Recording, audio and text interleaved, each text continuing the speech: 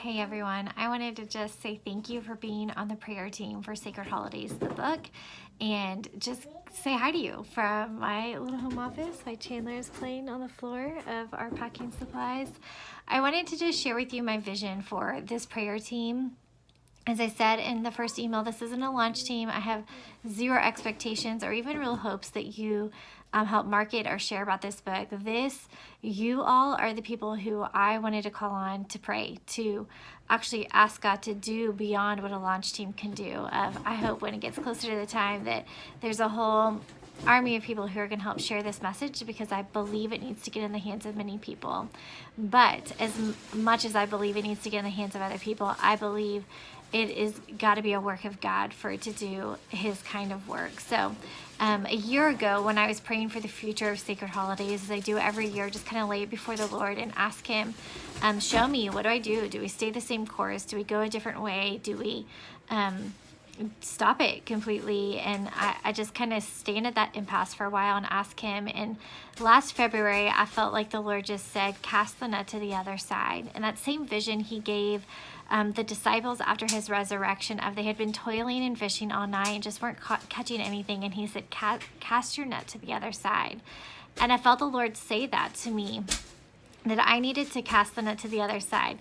This was before I submitted a proposal, even tried to get an agent. None of that was even on my radar. And I could have never dreamed that part of the casting the net to the other side was something like this, the writing the book, Sacred Holidays, and anything like that. But for whatever reason, the Lord is casting this net to a place where we couldn't have stood as a ministry on our own.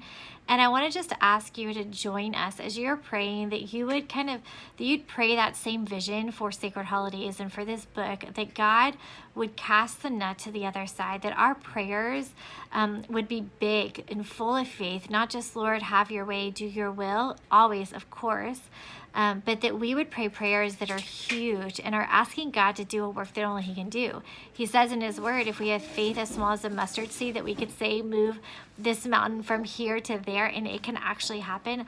I want to see this happen with the book. I have, the other morning I was praying and reading through, is it First Kings, somewhere in the Kings, maybe 18 or something, where Elijah challenges Ahab and their 400 worshipers and says, let's see whose God is real. And they called out to God and called out to their God and called out to their God, and nothing happened to their altar. And then Elijah poured water all over his altar, I think 4 times, and then called out to God. And just like in an instant, God came down, consumed everything. Like every droplet of water was consumed by the power of God.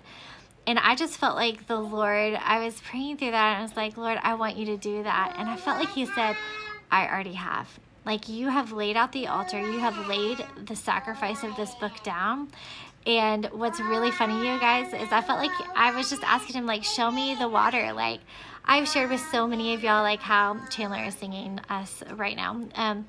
I feel like the water is all the insecurities I've shared with y'all before of, man, I'm not cut out for this market, this women's ministry writing market is super saturated.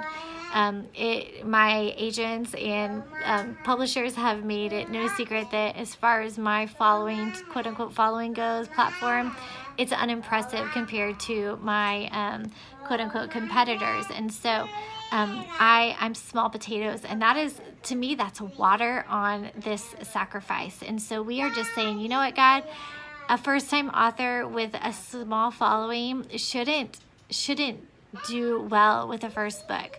But God can. God can take this book and put it wherever he wants to put it. And I want it to be in the home of every Christian household. Whether it's a girl who is single by herself, whether it's a family, whether it's an empty nester, a college dorm, I want it in the hands of every single Christian in America, because we all celebrate our holidays. This book isn't exclusive for anyone. We all celebrate holidays. And if you're a Christian, you love Jesus and you want to make much of him. And so it is my hope that it is literally known by and in the hands of every Christian woman. And I know that's like a very audacious thing to pray for, but it's not impossible, right? And so we can help be catalysts for God redeeming the times in people's life, which are the holidays, is where women kind of take a dip. You know, it's like where Bible study is on pause for churches, family comes in, spending comes in, calendars get chaotic and crazy. It's all of consumerism has kind of taken over.